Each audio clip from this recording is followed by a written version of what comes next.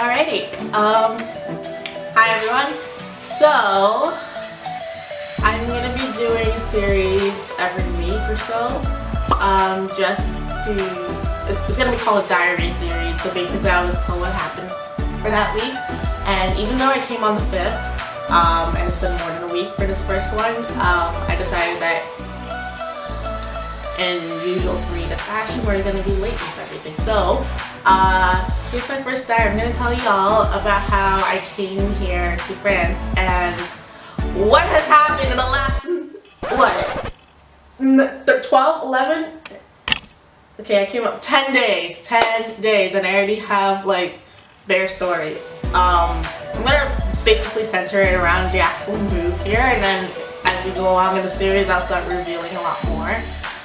So firstly, my flight was like the first out of my 3 friends who were also 2 friends who are also coming here as well. So I was pretty much gonna be the trendsetter, and like, you know, that like tell everyone else like what issues I came along, or what people started asking for during this move to France. And oh my god, out of all people who could go first, who have no experience traveling alone whatsoever, that I'm surprised that it came to this.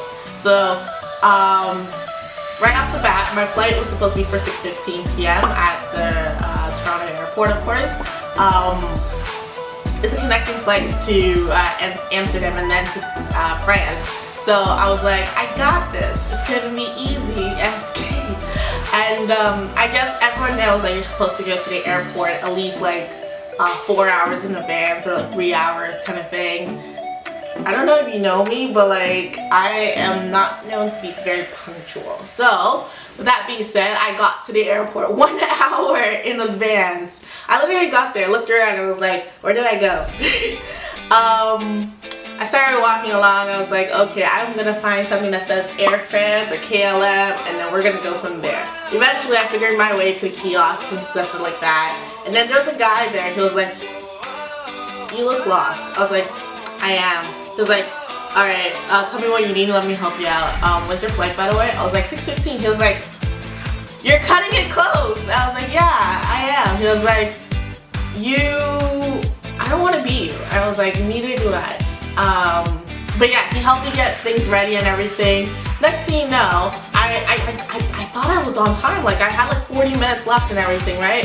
So I was going to the security section where I would be checking in my hand luggage and everything, and they'll do the whole scanning thing, blah blah blah. And as I was doing that, 2 of my bags got flagged.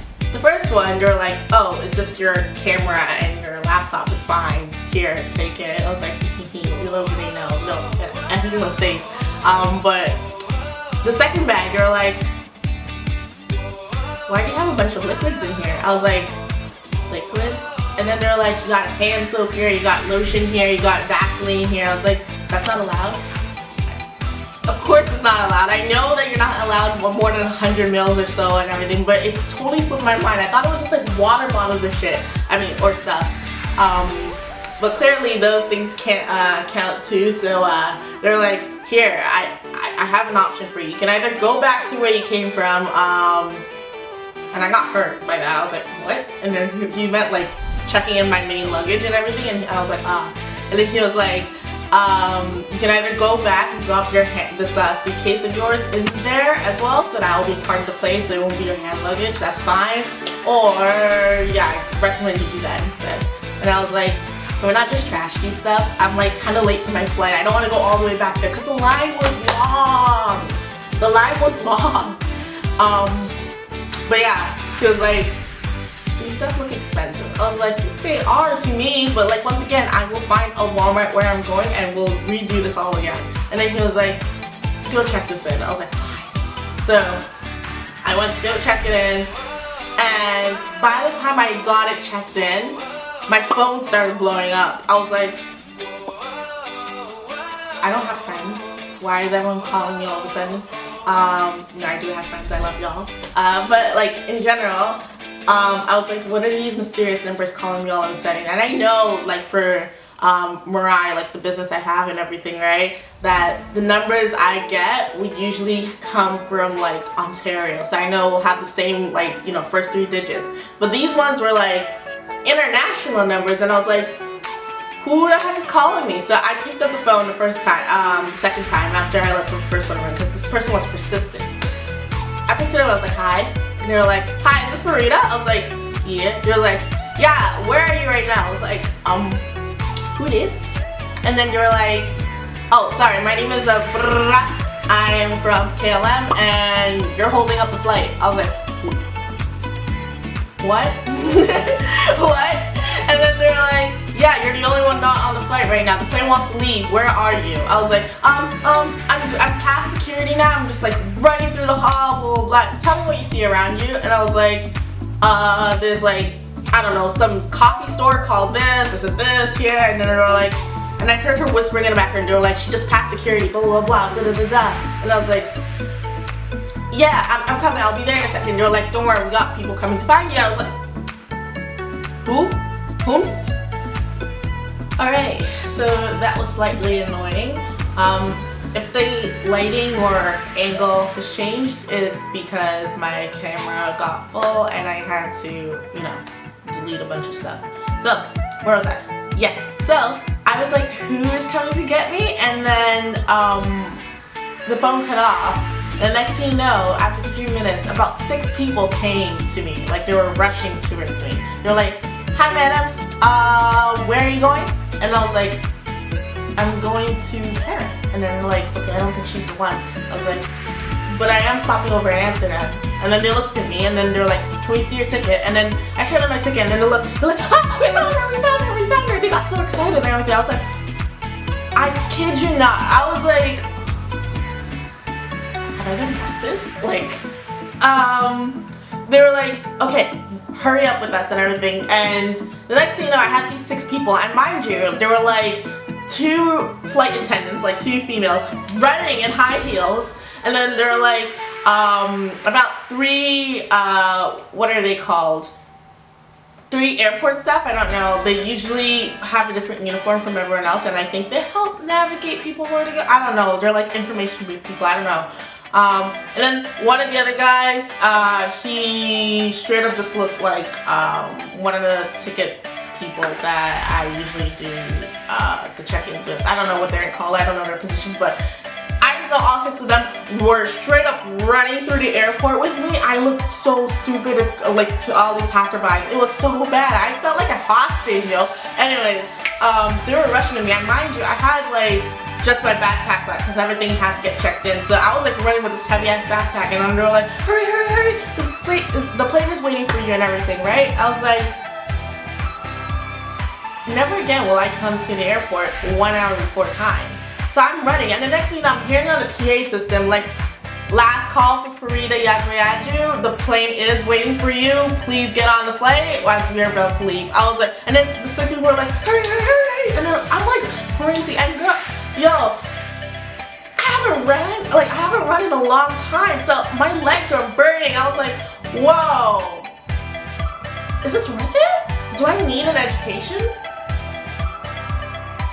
I seriously considered it. I was like, the shame was too much. And oh my god, nothing to compare to when I actually got on the plane. The look on everyone's faces, they looked angry. I was like, yeah, I'm just gonna go straight to the back. Oh jeez, and the plane was full too, so on the one day that I was literally the only one not on the plane. And mind you, the thing is, the plane was supposed to go 6:15.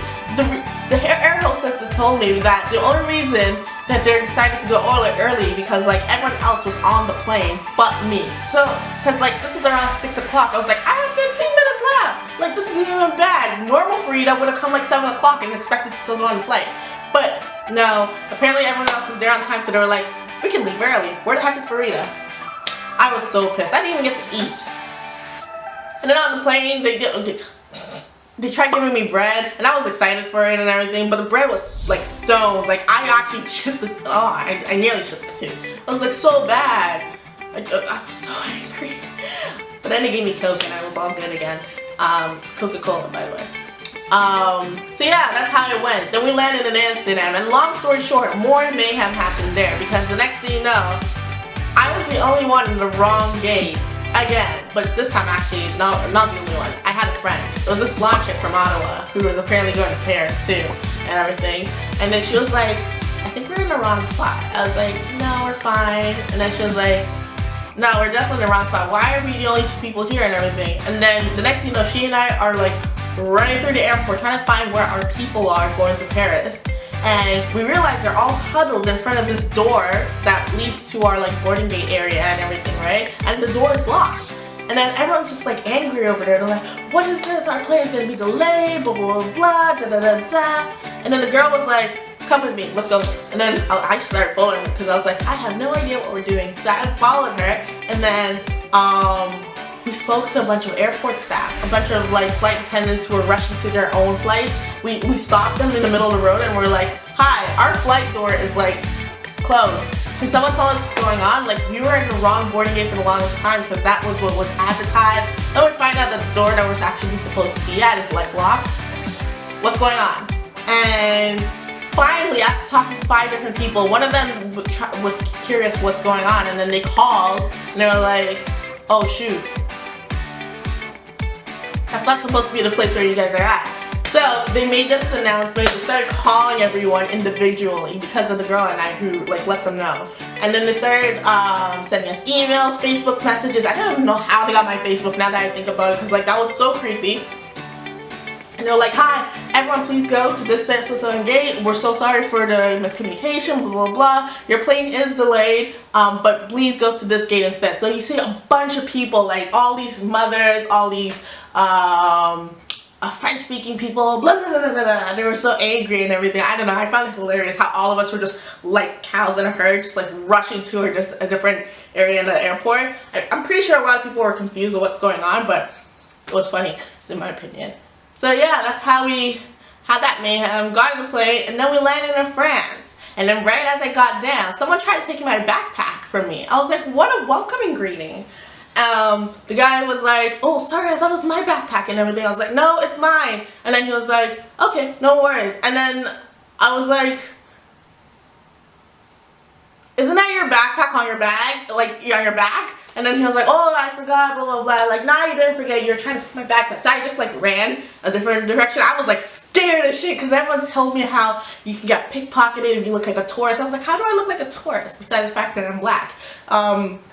But yeah, they were just like telling me all these things before I came, and then I was like, okay, I have to watch my back. So there you see me just trying to find a taxi. I don't know any French, so communicating with a taxi driver where I wanted to go was hilarious as hell.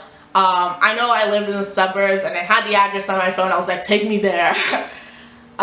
When we finally got here, the doors were locked and there was a stranger on the road. I heard a taxi driver like straight up roasting me to the girl, but it was in a funny way. He was like, "This girl doesn't know any French. Please help her out. If not, she'll be lost." I could translate it that much, but I couldn't say anything back to him. So all the time in the taxi, he tried asking me questions, and I was like, "Oui, oui, oui." And he got the hint that it's a lost case of me.